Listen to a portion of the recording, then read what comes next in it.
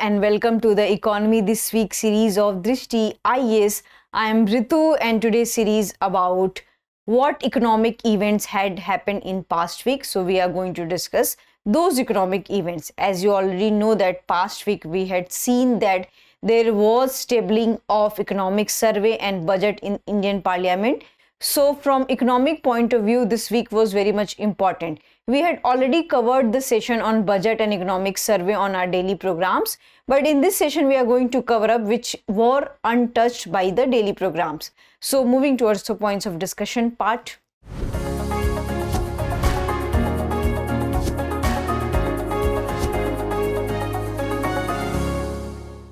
So we are going to discuss women-led development, which has been mentioned in economic survey. After that we are going to discuss boom in tourism in India, which has been also discussed in economic survey. And after that we are going to discuss climate finance taxonomy, which has been mentioned by Finance Minister Nirmala Sitharaman in Union Budget 2024 and 5.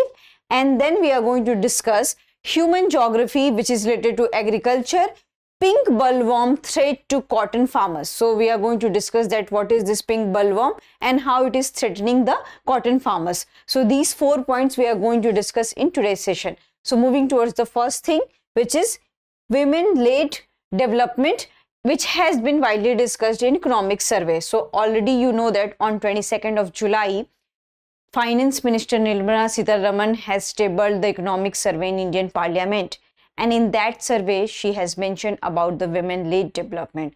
So earlier, we always used to talk about the women's development, but this time, the Economic Advisor of India has mentioned that this is not women's development, this is women-led development. It means that we had developed enough that we can say it that it is not just limited to women's development, it is women's-led development.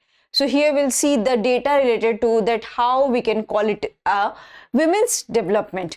So the Chief Economic Advisor had said that there has been increase of 218% of budgetary allocation for schemes which are related to women's development, which are related to women's empowerment. And as you already know that women's naturally has this motherhood penalty and they had to also face various repercussions of being women. But despite of having these things, the government has done a very positive things to them, that there has been significantly increase of budget by the Indian government. And we can see the impact of those budgetary allocation on different kind of schemes and women's development. So the share of gender budget in the total union budget has increased by 6.5% in financial year 2025. And this has been largest till the budget has been increased. So here we will discuss about one important term, which is about gender budget. And what is this gender budget? So gender budget is basically for the gender-led development. We have several differences in terms of gender in our environment. So we have two parts of the gender budget. So one is that 100% sponsorship is given by the central government in women-led schemes. And the second is that 30% sponsorship is given by the union government in related to the gender equality. So this has been introduced in 2005 and 6. Until that time, this has been the highest allocation and highest increase by union government. And if we'll talk about different skilling schemes, so there have been a different skilling schemes which has been dedicated particularly to women. And the number of women trained under Pradhan Mantri Kaushal Vikas Yojana has increased. And in financial year 2016, it was 42.7%. And if we'll talk about today, so it is 52.3%. So which has increased around 10% in last 5-6 years. And if we'll talk about Jan Shikshan Sansthan scheme, so women constitute about 82% of total beneficiary about Jan Shikshan Sansthan. And the second one is National Skill Training Institute. So like ITIs and these kind of institute, women's participation has increased from 9.8% to 13.3%. And this was the financial year 2016-17 and this is the financial year 2024 to 25. So what these data is showing us? So these data is showing us that government has introduced different kind of skilling schemes, and in those skilling schemes women had excelled and they had took a lot of benefits from all those schemes. So we have another data related to this. So if we'll talk about the rural divide and rural benefits, that how it is impacting the rural women. So according to the female labor force participation rate, so according to this LFPR, which is labor force participation rate, the survey has observed that in rural India the participation has increased, workforce has increased, and it has increased till 37%, and it was earlier 23.3%. So in last 5 years it has increased around 15% or 14%. If we'll talk about the Pradhan Mantri Jan Dhan Yojana, so that has facilitated the opening of 52.3 crore bank accounts, in which more than 50%, it is 55.6% accounts holders are women, which is also a positive development, and that's why we are calling it that it is not women's development, it is called women's led development. And if we'll talk about the care economy, as you already know that care economy is mostly run by the women, and so many investors are willing to invest in care economy, and it has been estimated that they will for foreign development and different kind of investment, there can be 2% of the GDP investment into this care economy, and that has capacity to create 11 million jobs, and all these jobs, most of these jobs will go to the women. So that's why it can be also said that in future prospect also women have a brighter future in terms of skills, in terms of employment. So that's why this is called as women's led development. So this is about, and India has also taken insights from countries like Australia, Argentina, Brazil, US, which has done a lot for the women's led development. Now we come to the second topic. Second topic is about boom in tourism. So this has been also reported by the economic survey, and according to economic survey, India has witnessed 92 lakh foreign tourist arrival in 2023, and which has been highest after the pre-pandemic. So before pre-pandemic the tourist has been highest, but because of the COVID-19 we have seen that people had started moving to other countries very less, because the tendency has been lost. But after this pandemic, the tendency has recovered, and India has witnessed a boom in the tourism sector, and it has increased year on year by 43.5%. And this time also we have seen the highest amount of new supply was created within the rooms, and around 14,000 new rooms of supply has been created. And the tourism ministry, the Union Tourism Ministry, has also initiated and launched an initiative which is known as Incredible India Tourism Facilitator Certificate Program.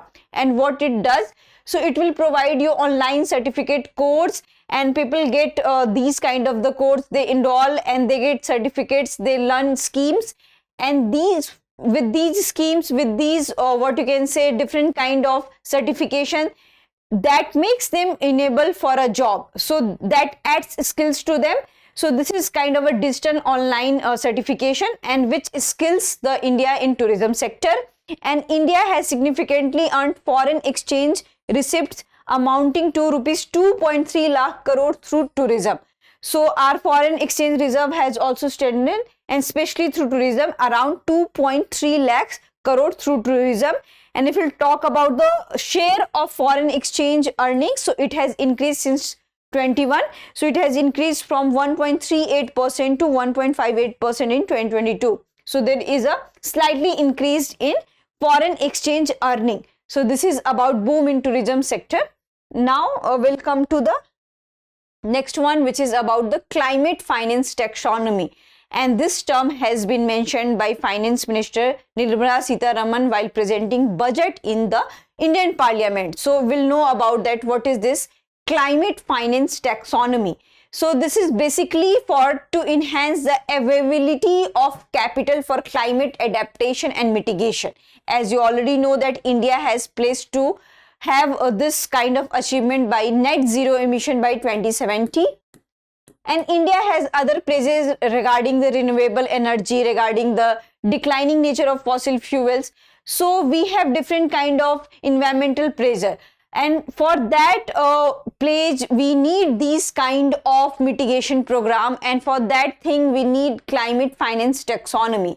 So what is this climate finance taxonomy? So it is a system that classifies which part of the economy may be marketed for the sustainable development.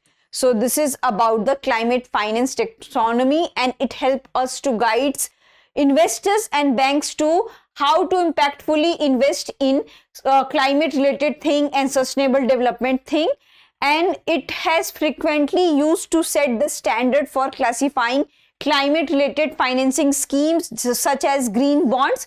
So this is the job of the climate finance taxonomy. If we'll talk about that, other countries are using it. So Europe is using it. So India has also decided that they'll have this climate finance taxonomy, so that there are more chances and availability of the climate finance, and it will help us to mitigate the different type of climate risks which are happening in India and other parts of the world. So we'll have more about that, why it is significant. So as you already know that day by day the global temperature is rising, the pollution is at peak. So in this scenario, it's very important to have a climate finance program, and we need climate finance. And it has been widely discussed in various environmental conferences in Glasgow, so many conferences, these kind of things in G20 also. So it's very important to have a discussion on climate finance, and each country should have a separate plan for the climate finance. So in order to rising rising temperature and different kind of environmental pollution, we are getting it, and we need to mitigate it. So for that we need finance, and that's why this climate finance taxonomy is needed, and there should be a separate platform for this. And this will help country to achieve net zero economy, and also it will help to balance that we need to have greenhouse gases in the environment, but we have to also think about the production and also about the emission. So it will make a balance between the production and emission of greenhouse gases for a better environment. And it can also play a pivotal role in doing by ascertaining economic activities that are reliable and that are aligned to the climate risk and science-based transition. And this will also help in deployment of climate capital, and it could also bring climate funds from international sources. And if we'll talk about India's the climate sources, so FDI is very much less in terms of climate sources, and it is just 3% of total FDI. So we need to boost these kind of FDI in terms of the climate change, in terms of the climate risk, so that from that fund we are able to mitigate the climate risk and we are able to achieve the net zero emission by 2070. Now we'll come to the another one, which is about the pink bollworm. So nearly 4 years of now, this pink bollworm is in news, and this has become a biggest threat for the farmers of cotton, especially the North Indian farmers, the Punjab, Haryana, the Western Uttar Pradesh. So here we'll discuss about that, how it is impacting the farmers, especially the cotton farmers of Punjab, Haryana and Rajasthan.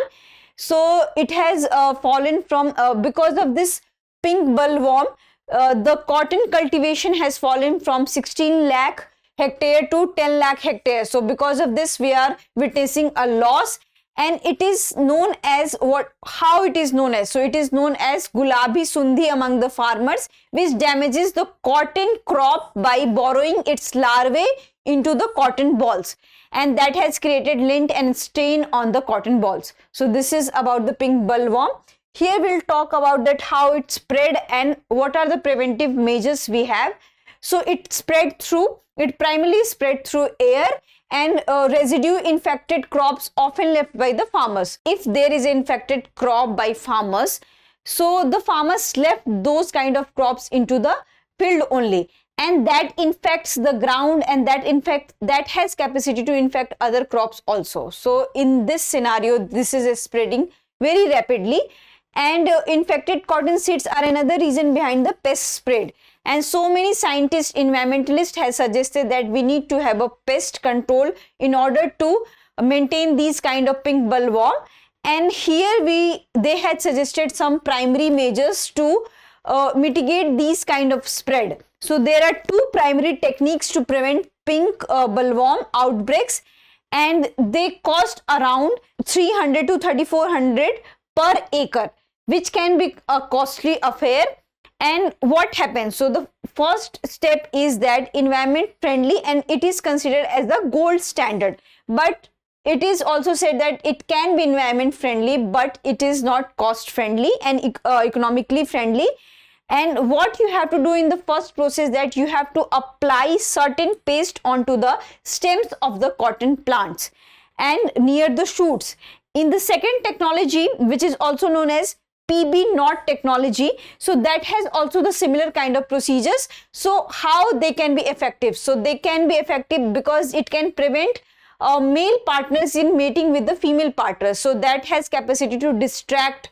So these are the preventive measures we have, but however farmers are saying that they lack this kind of adoption thing, because first of all this is not economically friendly and we are not able to afford it, and second is that this is not even what you can say eco-friendly, ecologically friendly or environment friendly, because many times we have seen that other crops are witnessing such kind of damage because of this pink bollworm. And so many scientists has also suggested that after what you can say showing one kind of things and reaping crop of cotton for one season, you have to left abandoned, and you have to left for one season, and for the next season you have to sow the crop. So in this scenario also there is a problem of the cultivation of crops, and especially the cotton crops.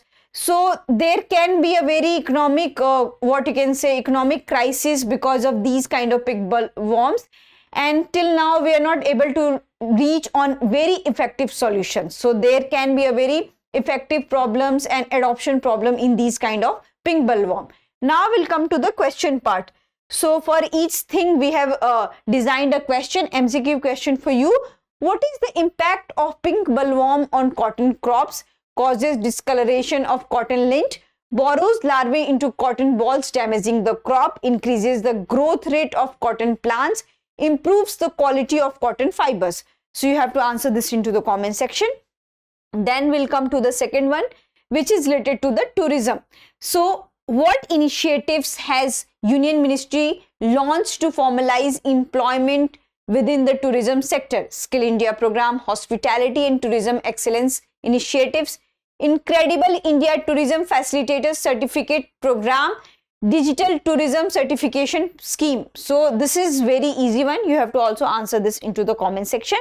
Now we'll come to the third question. The third question is, what was the share of the gender budget in the total union budget for financial year 2025? 5.2%, 6%, 6.5%, 7%.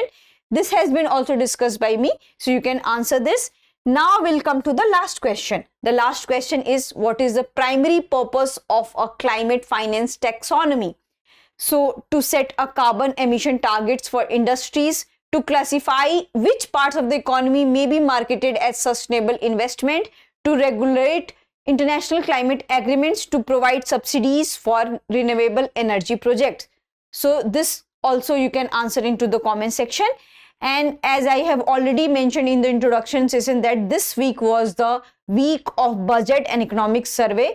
So you have to also revise through the videos which we had covered in the daily programs and also from this section. And then you have to also read newspaper along with these things, because this is very important for your economic preparation. And this time also you have seen that in prelims examination, many students have felt difficulty in economic section. So in order to strengthen your economic section, especially for your prelims and mains, you need to revise through videos and also for your newspapers. So I hope you like this session. If you have any queries related to this session, kindly ask in the comment section. Thank you and have a nice day.